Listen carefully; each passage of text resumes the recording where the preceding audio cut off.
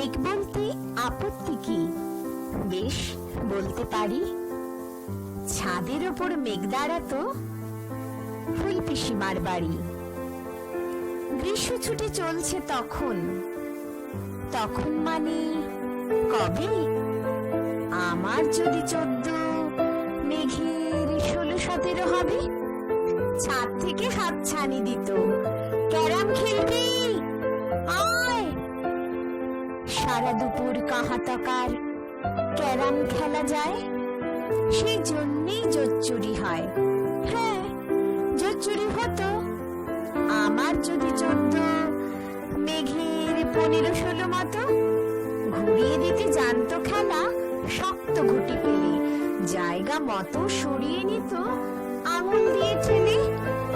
শুধু আঙুল, বোর্ডের ওপর লম্বা ফ্রকের ঝুল।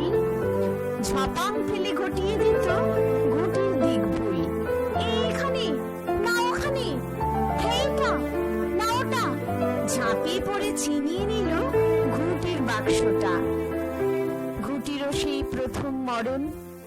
প্রথম মরা মানে বুঝবে শুধু তারাই যারা ক্যারাম খেলা জানে। চলেও গেল কদিন পরেই মেঘ যেমন যায়। কাঠফাটা রোদ দাঁড়িয়ে পড়ল মেঘের জায়গায়। খেলা শেখাও, খেলা শেখাও, হাপিত্তেশ কাক। কলসিতে ঠোঁট ডুবিয়েছিল, জল তো পড়ে খাক। খা খাওয়া সেই কলসি আবার পরের বছর জলে ভরলো কেমন তোমায়? থামো, ওসব কি কেউ বলে? আত্মীয় হয়, আত্মীয় হয়, আত্মীয় না ছাই। স্পষ্ট করে বলো এবার, সব জানতে চাই।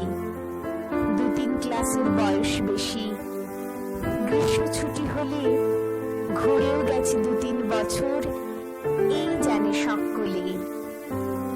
আজকে দগ্ধ গ্রীষ্ম আমার।